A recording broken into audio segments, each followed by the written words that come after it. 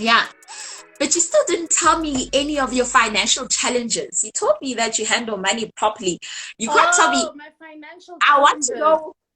Hmm. I can't.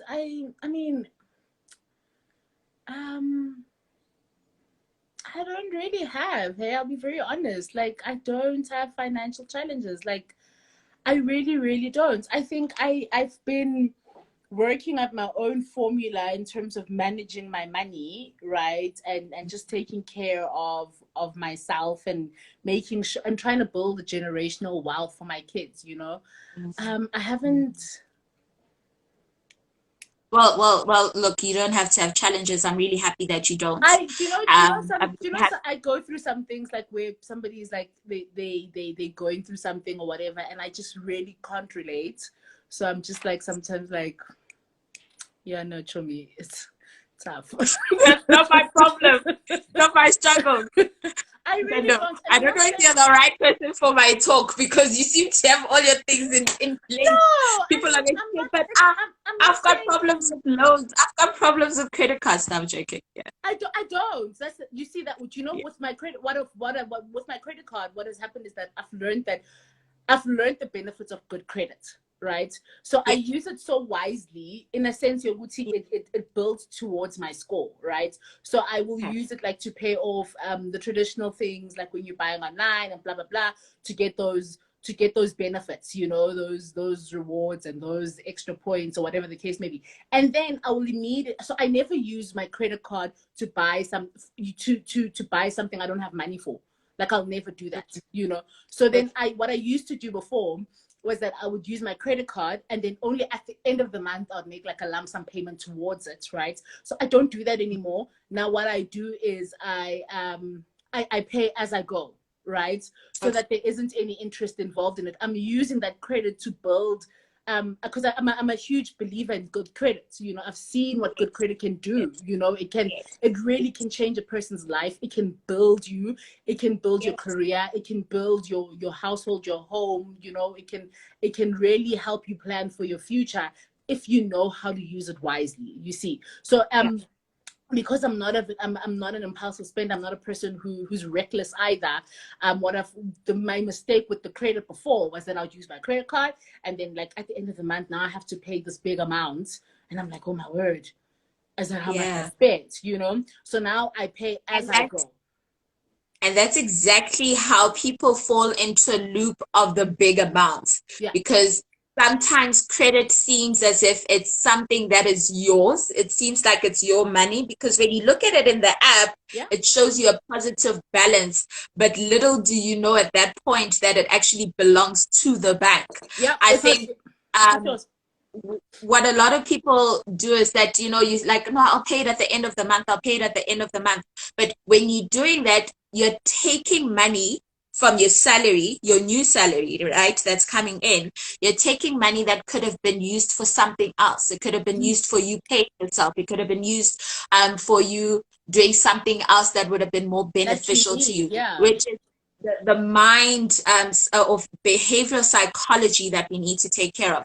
What I do like doing when it comes to credit cards is that I actually put extra money into my Okay. credit card so Mm-hmm. that I'll actually put extra money so that they actually look like I'm using the credit card, but I'm not. I'm using the surplus that's within it so that Makes even sense. within the credit score, they're seeing activity that is happening Activity within it, within the but card. Yeah.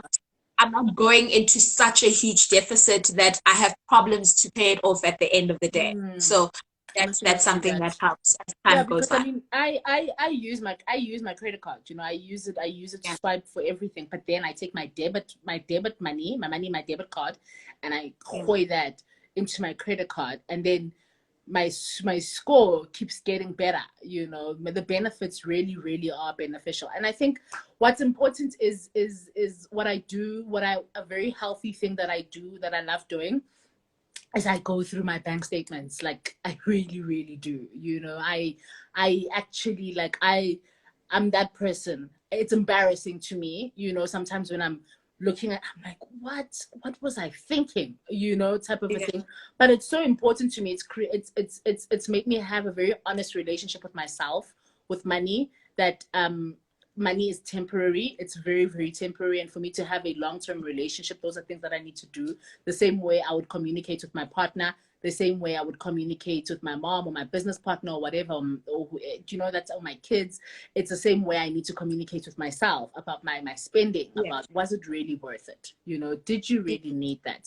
Did you? So that's what I genuinely do. Like I go through my app and I actually look at this. So I'm able to spot like those 1 cent, those 2 cents as well, those things that just don't make sense. And I'm like, okay, I need to make a note of this next time I speak to my banker.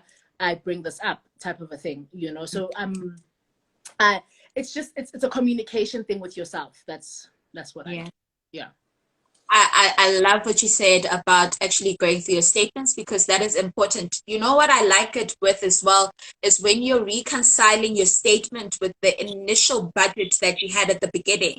Because if you know what you wanted to stick to and you actually see your statement, you'll see where you're going wrong, so that you can actually in the future psychologically navigate through those things and say, perhaps maybe I shouldn't be going to Woolworths as much as I do. Perhaps maybe I shouldn't walk I really past shouldn't, the eh? Zara shop. Perhaps I shouldn't be walking past that Zara shop as much as I do. Now you start psychologically navigating through behavioral things that you do that actually give you consequences of spending more money than you actually have. So it's beneficial to actually do the reconciling. Have the budget at the beginning, and then actually go through your statements and see where you're falling off the wagon. Because if you don't do that, then you won't understand what your financial behaviors are and how to actually navigate through them and how to actually work past them. One thing I don't have is like a budget. And I'm making a note of that so that I can actually take that seriously, because I don't budget like my month. Yeah. Excuse me, like I don't budget. So this month, I have set things that I pay for per month. But and then I don't budget. Hey, that's the one thing I would say is my problem. Actually, I need to budget. Yeah. Okay. Sorry. How do you work out your disposable income? So when we speak about disposable income, we say your income less your expenses. How do you work out the difference that you have?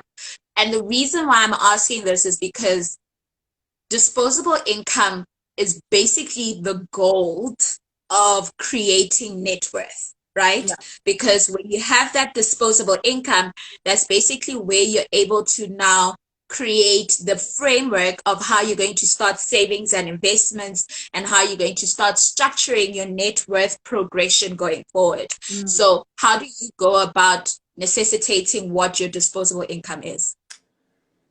Because I'm an entrepreneur, the likelihood is that I probably make money like every week. If I would love to say every day, but every 3 days, So and that's on a personal capacity, not even like from a business perspective, So that's the one thing that I think that's my weakness, budgeting. I don't budget accurately. I budget in my head, where I have it in my head that, okay, this is how much I need to make, this is how much I've made, this is how much I've spent, this is how much it's going to cost. All right, this extra, I put it in. That's literally how it works. It works in my head. I don't have a solid formula or a solid plan or a solid structure that I follow. And I think it would be very beneficial for me to actually start doing that on a personal capacity, because from a business front, that's all on lock. But from a personal capacity, I definitely don't have that. Yeah, true. All right. And another question is, what are the 2 money tips that you have for everyone that is watching this live? Did you say 2? Yeah. Number 1, I think it's important to not live beyond your means. I mean, that's something that has really, really worked for me. I'm not in competition with anyone. First of all, I don't know, so we may have the same job, but they don't have 2 kids like I do. you know. Things are different for us, you know. My with two kids, I need to whoa, whoa. It's a tactic. You know, it's a different ball game altogether. So I'm very honest and open about that with myself, you know, and also with the people around me. If I'm not if I'm not I can't live beyond my means. I won't go and buy a bag that I genuinely cannot afford. In retrospect, I can afford it because there's money in the bank, right? But in Yes, reality, yes, I can't afford it because I can't afford it. You know, I can't buy a bag for 50,000 rand, you know. And pretty much. and our taste as people are not the same as well, you know, and you must be content with that, and you must be within yourself with that. You must understand that as people, we're not the same. We don't have the same responsibilities. We don't make the same amounts of money. We don't have the same support as other people. Maybe somebody has a partner who is more supportive than you know. So don't look out and think that that is how you should be or how you should be living, because that will come at a negative and will truly and honestly be the falling point for you, you know, because that's how people end up going into debt, you know, because you're trying to drive a bigger car than the next person, you know. I mean, that type of stuff really doesn't mean anything to me personally, you know. I'm Yeah. not, that's just me. Number one, that's the first mouthful that I had to say. um the second one is it has to be, I think, good credit. Know what good credit is and understand that it can work for you. Good credit really can work for you. It's credit is not the dangerous thing all the time that people say it is. You know, if you know how to manage it well and you have a solid plan and you plan ahead and you're able to forecast exactly what your end goal is, it really can work to your benefit. It really can. You can use that credit to even go as far as, my mom taught me this, that you can squash your bond with credit. You know, you can use the Yeah. bank's credits to benefit your credit, to you can use the bank's credit to basically pay off their credits. Do you get what I'm saying? Yeah. It can become Yeah. that type of a cycle. You can, if just managed very well. So I think it's important for us to know what good credit. I mean, you can explain it better than I can. I have it the way I have it in my head. That makes sense to me, you know. But oh, sorry. But it's having emails on your phone, man. Sorry, an email just came in. So those are basically my two tips. It's don't live above your means.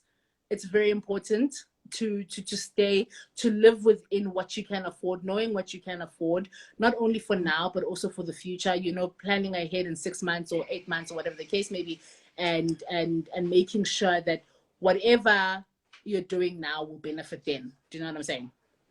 So yeah. Yeah. I spot on. You know, I think it's someone said it as well here. It's staying within your financial lane. That's basically what it is. Understand exactly where you are. Understand that you can go so much further, and that you don't know someone else's story. You don't know how they got there.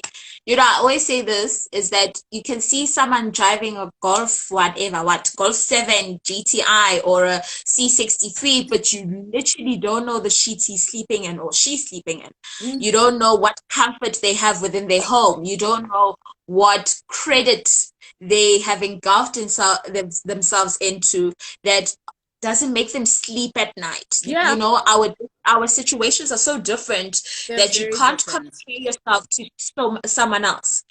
So stay in your lane. Literally stay in your lane. And in terms of the credit one, I do agree about the credit. I, however, think I that don't want you to we lose have your really license. bad, no, yeah, I'll speak about it. We have a really bad relationship with credit, as people. A Yeah. really bad relationship with credit. And as you stated, credit can work for you, but the types of credit that we are going into are not going to work for us. the type of interest rates that we have been given are Yeah. not going to work Oh, for but it went us. down today. And pardon? It went down today.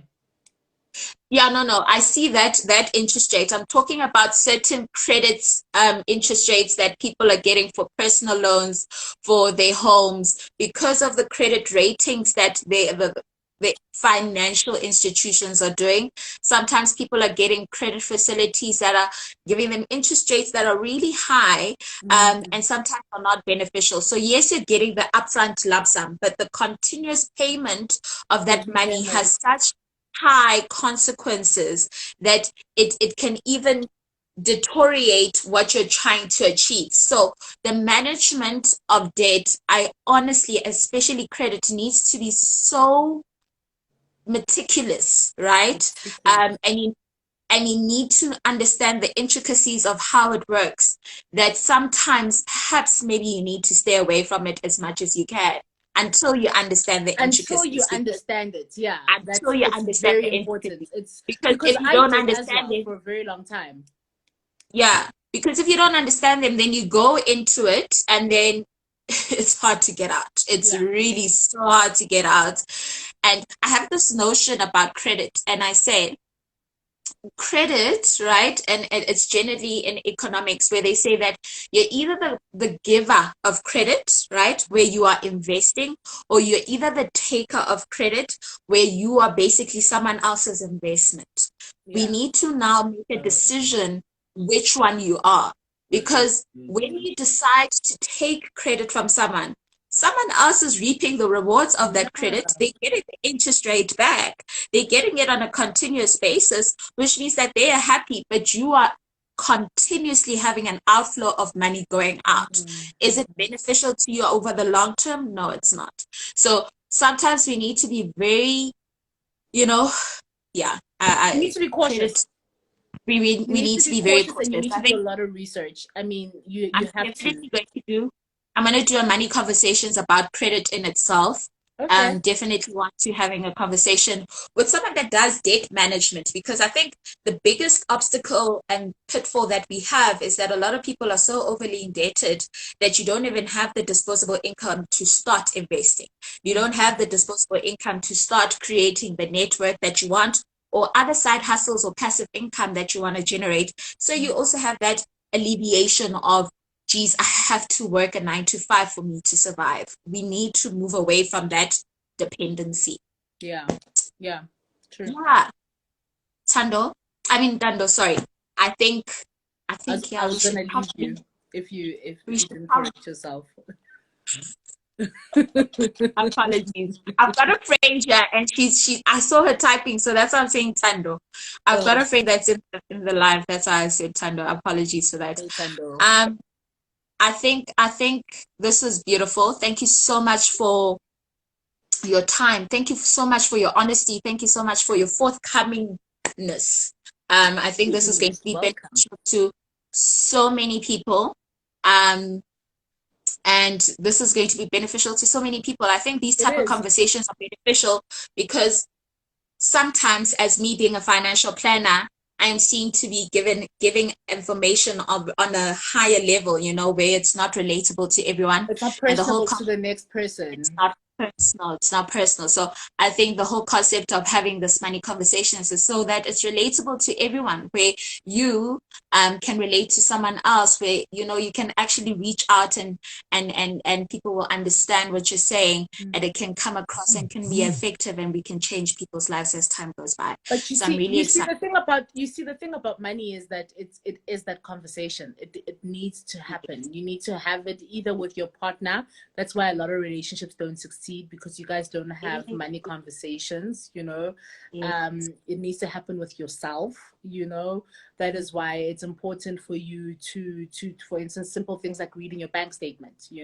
It's just starting that behavior so that you have a healthy relationship with money, and it's not such a far-fetched thing, like it's like, I mean, I don't have it, so I don't want to talk about it. I don't have it, so I don't want to, invest my time in figuring it out, whatever the case may be. You miss the little things, and you miss the opportunity for you to grow your money, to really just take it up a notch. And sometimes It's the simple things. It's really it's the little simple things, you know. But it just starts with having an honest conversation first with yourself and then with the next person, and then speaking about it. I think that's the one thing that I find is problematic, is that we speak about money last or third, or you know, and not even in the right way.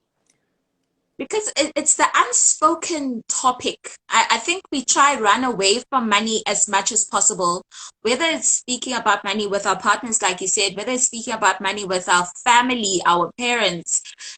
We just shy away from speaking about money so much that it becomes such a bad omen. And the thing is, money can give you life, or it could be something that actually gives you challenges. We need to understand which one we want it to be. Yeah. Quite frankly, that's where it is. Yeah. That's what we need to do. Tell me something. What do you think about easy equities? Okay, sorry, I'm laughing because I've always asked this question by clients, and I've also had this conversation with Nicolette Mashile.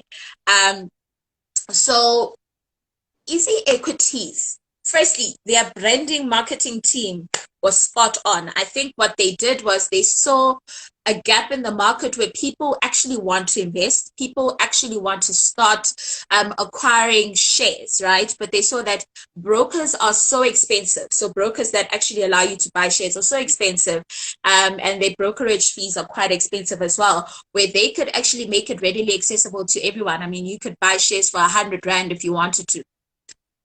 Now, that being said, I love the fact that they're allowing people to start investing. I like the fact that they're allowing people to start the process, you know, of getting used to shares, the terminologies, how it works, you know, and what companies are readily available on the JSE and ETFs and whatever case might be. But my biggest thing is that people are now making their own decisions as to what stocks to pick. Now, when you're making that decision, you're basically thumb sucking. Okay. Now, if you're thumb sucking what stocks to pick, at the end of the day, in most instances, it's not going to be beneficial to you, because there's a lot of fundamental research that is done in terms of the diversification. I don't want to get technical, but bear with me here. There's a lot of fundamentals that need to be done in terms of the diversification of your portfolio for the intent that it's meant for. Yeah, okay. Yeah. That's why you'll see that there's certain ETFs, unit trusts that have certain mandates that will say that the mandate of this unit trust or is aggressive because we're going for a longer term perspective, or the mandate for this unit trust is more cautious because you want to have this money safe and secure because you may want to withdraw earlier or you're risk averse. Now, when you go into shares directly, you don't have the diversification of the risk, right? Or the option to actually make your money grow exponentially by different avenues of generating money from the different companies, because you are just choosing so handedly that, I think I want to buy Sasol because everyone on Twitter is speaking about Sasol. I'm going to go buy Sasol. You have no fundamental research that you've done, and sometimes the consequences are going to be dire. I don't want to speak, I'll speak about it because it's information that's readily available. People that invested in RMB, and they didn't know about the information about what would happen with RMB, and that stock plummeted in a matter of a day by around about 60%. Do you understand what I mean? You've invested your money in that share and you didn't understand the consequences thereof, but you thought you were investing. You thought that you were doing something beneficial for yourself. You thought that you were growing your net worth, but now you put so much risk in that, which means that now that you've lost that money, you have to start from scratch. Do you understand where I'm going? So I like the concept, but I think that they need to back it up with financial planners like us, that will actually aid clients to say so that. Sorry, I haven't really gone through the platform properly. So there isn't an option to get financial assistance or get a financial advisor. They don't give you like a pool of, okay, call Tandy. Here's a list of Tandis, for instance, if you are struggling and need more advice. Let me say, to my knowledge, I do not know of that. I haven't seen that. I'm on Easy Equities myself. I haven't seen anything of that nature. What they do have is baskets. So they'll have people that will decide that we are going to create share baskets, right? And you can hop onto our gravy train and join in terms of the shares that we buy. But whether that basket is also beneficial for you and is correct and right for you, that's also debatable. We don't know if it is, because we don't know what you are trying to achieve. We don't know your current financial circumstance. We don't know what your goals are and what implications this investment would have, whether good or bad. So in essence, they don't have a financial planner to my knowledge that assists in that regard, but they do have baskets where they do a collective of these shares. Interesting. Okay. Yeah. Thank you for that. Yeah. But yeah, man. Maybe one day I'll pitch it. I'll say, dear Easy Equities, my name is. There's now Easy Properties also. Really? You must tell me more. Yes, there is. I didn't know that. Yeah, there is. There is. There is. There is. Yeah. So that's So you will the be end. saving the live, right? Well, obviously I can't, Yes, I but need to yeah. figure that out. I need to honestly figure that out. I do want to put it on my YouTube. I want to figure that out. But in closing, what I do want to do, I want to do a money conversation tip of the week. And basically what I wanted to discuss is basically financial goals, guys. What I realized is that a lot of people want to generate wealth, but we don't understand that we need to start with the end in mind. We need to understand that we need to have the financial goal to achieve something. Okay, you need to sit down as a person and understand what are you trying to achieve? Where do you want to go? What are you trying to fulfill for yourself? And from that, you'll be able to navigate what are the right investment vehicles, what are the right products to go into, so that you do the right things for you. If you don't have the end in mind, if you don't have the goal, you won't be able to put in the certain products or put in the certain investments in place that will allow you to grow. It is telling me I've got 25 seconds left. I'll leave it at that. Thank you guys so much for being on the first one. Ntando, thank you so much. And Thank chat you for soon. having me. Thank you so Thank you. much.